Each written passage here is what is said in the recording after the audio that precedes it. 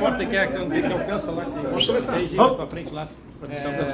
Vereador, o senhor acabou então de fazer a leitura, pelo menos, da última parte ali do relatório, confirmando então que, pelo menos, a Procuradoria e sua equipe também não encontraram, então, realmente comprovação para a abertura de uma CPI referente à compra do terreno. A pergunta que eu faço é, diante dessa situação, a Câmara pretende tomar alguma atitude diante da situação do deputado, ter feito isso nas suas redes sociais, levantado essa suspeita de algo ilícito, ou, enfim, vai ser apenas tomada essa decisão pela não abertura? Como é que você vê essa situação? Então, foi comentado isso, inclusive, por parte de todos os vereadores e de mais equipe que se sentiu ofendida. Está sendo feita uma análise e, dentro do que for decidido da legalidade, pode-se se mover alguma ação, como também pode-se não mover. Então, nesse momento, ainda está muito frágil poder falar qualquer coisa nesse sentido. Existe, sim, uma conversa sobre isso, mas não tem nenhuma decisão tomada que vai ser feita. Com relação às situações que foram apresentadas pelo parlamentar, então a Procuradoria analisou toda a documentação e não existe, na verdade, documentação consistente para a abertura da CPI? A verdade, assim, trocando por palavras, foi feita uma denúncia sem apresentar provas, né? Foi feita uma fala sem apresentar documentos que comprovem aquela fala, né? E nós tivemos o cuidado, tanto a Procuradoria da Câmara como a minha equipe, de ir atrás, mesmo com essa fala sem comprovação, para tentar levantar todas as possíveis respostas, que foi o que aconteceu. Nós temos toda a documentação que vocês vão poder acompanhar dentro do portal. Como é que o senhor avalia a postura do deputado e qual é o prejuízo que isso causa para a imagem do parlamento? Então, é exatamente essa dúvida que coloca a política da cidade em jogo. Uma vez que o deputado está colocando a fiscalização de 15 vereadores desta casa em jogo. Está colocando o profissionalismo de pessoas que foram indicadas por instituições de nome na cidade. Foi colocada o nome de profissionais que estão há mais de 20 anos no poder público trabalhando, sem ter nunca uma mancha. Então isso acaba acondicionando nós, enquanto políticos, nós, enquanto parlamentares e enquanto funcionários, numa condição de desrespeito, porque o que as redes sociais mencionaram e falaram, e hoje ainda estão apontando o dedo para vários vereadores, inclusive funcionários, colocando como uma condição de bandido.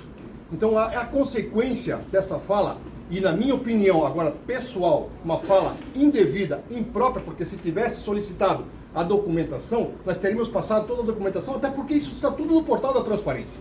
Agora, com a condição que o deputado fez, inclusive mencionou agora recentemente nas redes sociais, que já sabia que isso ia ficar desse jeito, já sabia que a Câmara não ia tomar nenhum posicionamento, é uma fala que começa a criar um problema seríssimo quando se trata de política. Não sei qual é o interesse do deputado nisso. Ele está, na verdade, deixando o progresso na cidade andar, porque nós tivemos que parar a Câmara de Vereadores, tivemos que parar vários profissionais para trabalhar em cima disso, enquanto que nós poderíamos estar trabalhando em projetos que vão de encontro ao interesse da nossa sociedade. Vereador, você mencionou que, apesar dos relatórios, a CPI ainda pode ser discutida. Mas conversando entre os vereadores, conversando com as equipes, o que você acredita que vai ser feito a partir de agora? Eu não tenho domínio dos vereadores. Cada um tem o livre-arbítrio de fazer o que acha melhor. Por isso que eu tive o cuidado de passar primeiramente para eles o parecer da Procuradoria. Obviamente que eu não tive uma conversa com os vereadores e também não vou conversar, né? Isso aí é uma questão individual de cada um. E se eles conseguirem juntar 1/3 do número de vereadores e quiserem abrir uma CPI, nós temos que receber e nós temos que entender que é o papel deles de fiscalizador. Se alguém tiver alguma dúvida, não pode ficar dúvidas.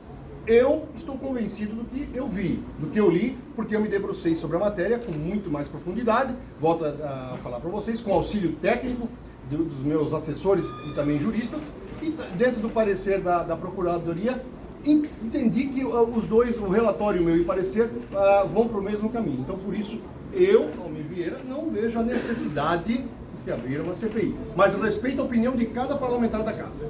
Uma disputa mais política eleitoral do que jurídica? Eu prefiro, nesse momento, não mencionar qual é a linha que o deputado tomou, o que está querendo aonde está querendo se chegar.